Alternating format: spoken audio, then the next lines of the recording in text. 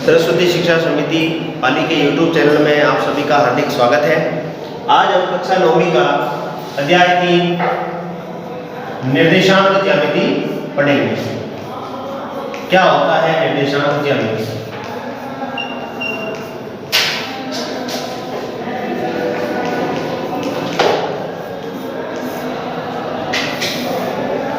सबसे पहले तो अपन तल पढ़ेंगे, कार्तीय तल पढ़ेंगे, पद्धति पढ़ेंगे, फिर निर्देशांक ज्यामिति पे आएंगे।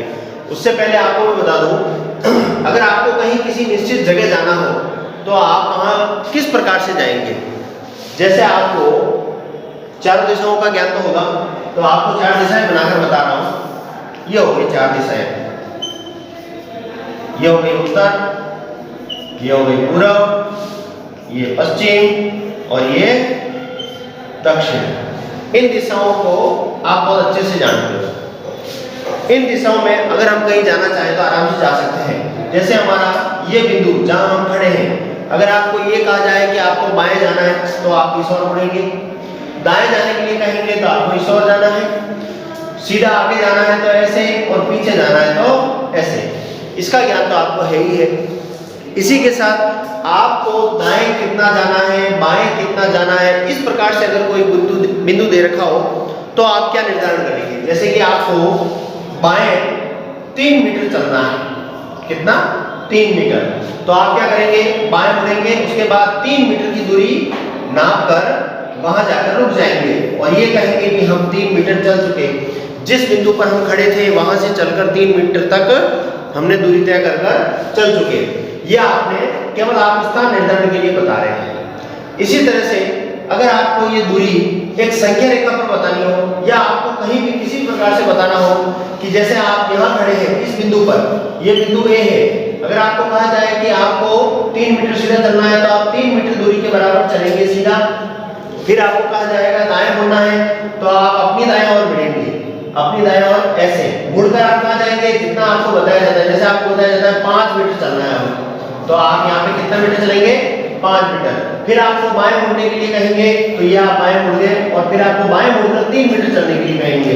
तो इस प्रकार से आप जैसे आपको इकाइयां दे रखी होगी, जिस दिशा की ओर आपको इंगित किया जाएगा, संकेत दिया जाएगा, उस दिशा की ओर आप मुड़ते जाएंगे और चलते जाएंगे। इस निर्देशांक ज्यामिति में भी कुछ आपको ऐसे ही करना है, ठीक है ना। क्या करना है देखते हैं। सबसे पहले तो अपन निर्देशांक ज्यामिति पढ़ने से पहले जो आपने पूर्व में पढ़ रखा है उस ओर ध्यान देते हैं। जैसे आपको ये कागज, अर्थात ये जो बोर्ड दिख रहा है, ये मान लीजिए इसके अंदर ये कागज बना हुआ है, ये कागज हो गया। इस कागज में आपको कोई भी एक बिंदु दे रखा है, ये वाला। इस बिंदु की इस कागज के इस वाली भुजा से दूरी है 4 सेंटीमीटर और इस वाली भुजा से सीधी दूरी है 3 सेंटीमीटर। अब आपको पूछा जाए कि जो ये बिंदु है जिसकी आपने दूरी बताई है, ये बिंदु ए, ये कैसे और कहाँ है, तो हम ये देखते हैं कि अगर पंक्ति के समांतर लेते हैं तो ये हमसे इस पंक्ति से कितना दूर है, 4 सेंटीमीटर। और अगर हम स्तंभ के समांतर ले रहे हैं तो स्तंभ के समांतर ये कितना दूर है, 3 सेंटीमीटर। तो इन दोनों बिंदुओं इन दोनों तलों से या इन दोनों रेखाओं से, इन दोनों रेखाओं से इस बिंदु की दूरी कितनी होगी, 4 सेंटीमीटर और 3 सेंटीमीटर। तो इस बिंदु का निर्धारण करने के लिए आप किस किस का काम ले रहे हैं, एक तो पंक्ति और एक स्तंभ। तो आपको मैं पंक्ति और स्तंभ के लिए भी समझाऊंगा कि ये क्यों समझाया गया है यहाँ पे। इसी को ही हम निर्देशांक ज्यामिति में प्रयोग में लेंगे। उससे पहले आपको एक चीज और बता दूं, इस प्रकार से आपको एक संख्या रेखा मिलती है।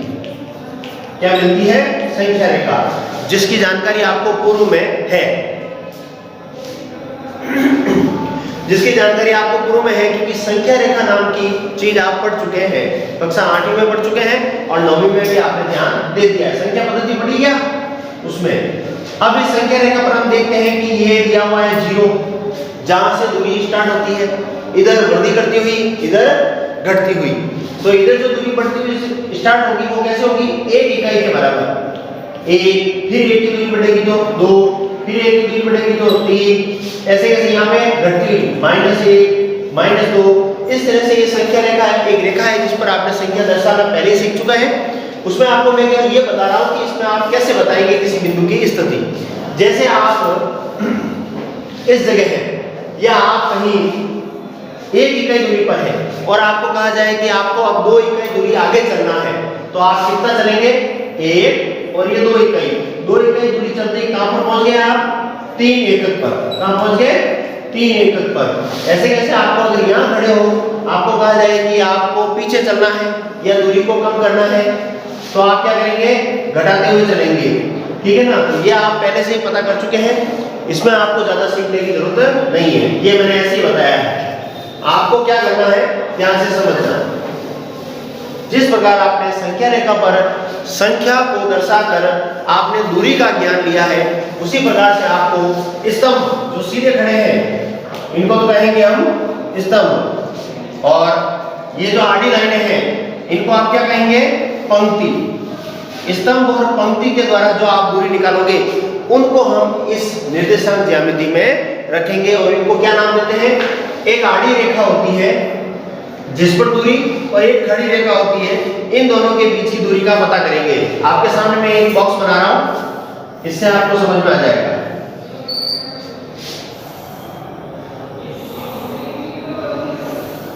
ये बन गया बॉक्स, ध्यान से समझना इसको। ये आपके पास एक बॉक्स है, इस बॉक्स में आप यहां बैठे इस वाले खाने में, ठीक है ना।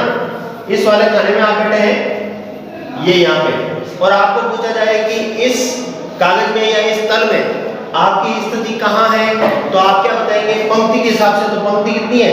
1 2 3 4 5, ये पूरी पंक्तियां हैं। अभी मैंने आपको बताया यहाँ पे पंक्ति 1 2 3 4 और 5।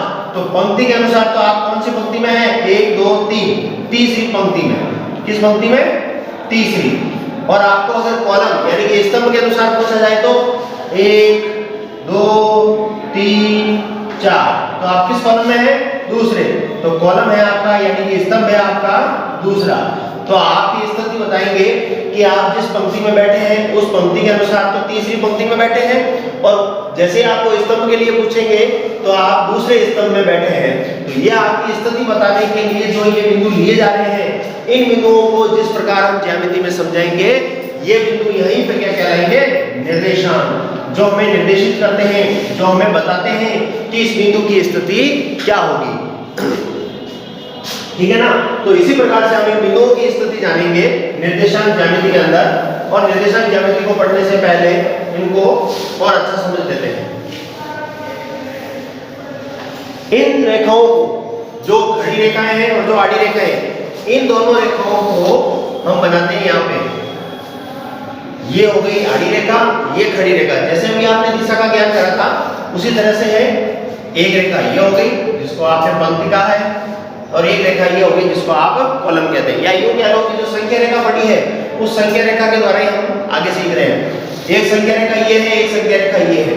ये दोनों संख्या रेखाएं, जो एक तो है ऊर्ध्वाधर क्षैतिज, और दूसरी है ऊर्ध्वाधर, ठीक है ना।